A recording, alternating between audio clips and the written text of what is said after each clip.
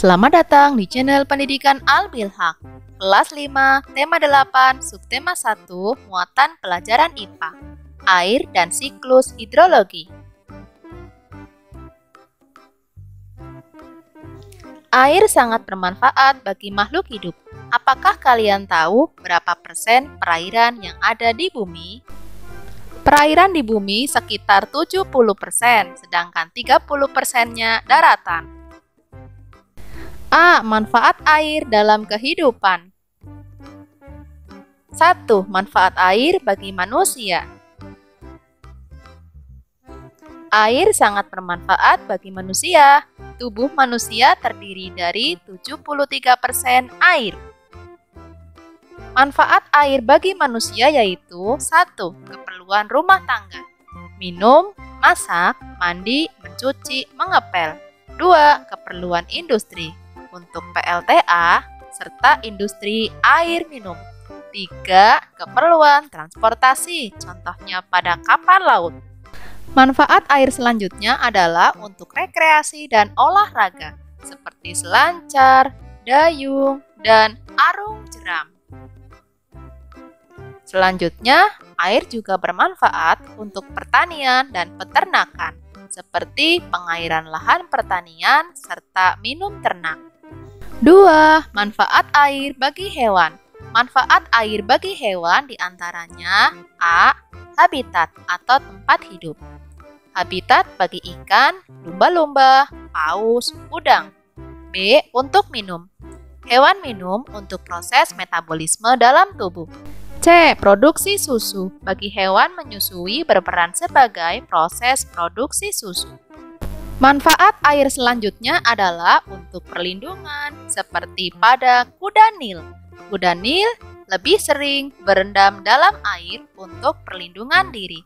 Selanjutnya, air juga bermanfaat sebagai senjata, contohnya pada ikan pemanah. Manfaat air selanjutnya pada hewan adalah sebagai alat untuk membersihkan diri, contohnya pada hewan kerbau. 3. Manfaat air bagi tumbuhan. Yang pertama, sebagai zat pelarut. 2. Sebagai tempat hidup, contohnya pada eceng gondok. Selanjutnya, air juga bermanfaat sebagai bahan dasar untuk fotosintesis. Mengapa air di bumi tidak pernah habis ya? Air di bumi tidak habis karena mengalami siklus air. B. Siklus air atau siklus hidrologi. Siklus air atau siklus hidrologi adalah perputaran air yang tiada henti di permukaan bumi, naik ke atmosfer sehingga kembali ke bumi. Siklus air ini mengalami proses penguapan, pengendapan, dan pengembunan. Siklus air dibagi menjadi 3, yaitu siklus pendek, siklus sedang, dan siklus panjang. 1. Siklus pendek. Siklus pendek atau siklus kecil air laut menguap menjadi uap gas karena panas matahari. Peristiwa ini disebut evaporasi. Kemudian terjadi kondensasi dan pembentukan awan sehingga turun hujan di permukaan laut. Kalian dapat menyimaknya dalam video berikut ya. 2. Siklus sedang.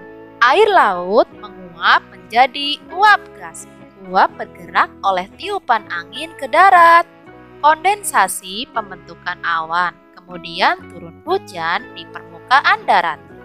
Air mengalir di sungai menuju ke laut kembali. Kalian dapat menyimaknya dalam video berikut ya. Dimulai dari evaporasi, kondensasi, hingga turun hujan. 3. Siklus panjang. Semua air di permukaan bumi menguap menjadi uap gas. Penguapan pada air di laut disebut evaporasi, sedangkan penguapan di daun-daun tumbuhan disebut dengan transpirasi. Uap air mengalami sublimasi, membentuk awan yang mengandung kristal es. Awan bergerak karena tiupan angin ke darat. Pembentukan awan, kemudian turun salju, pembentukan gletser mencair membentuk aliran sungai. Air mengalir menuju ke darat, kemudian kembali lagi ke laut. Ayo berkreasi membuat siklus air ya. Laporkan hasilnya pada gurumu. Terima kasih sudah menyimak video ini. Sampai jumpa lagi. Dadah.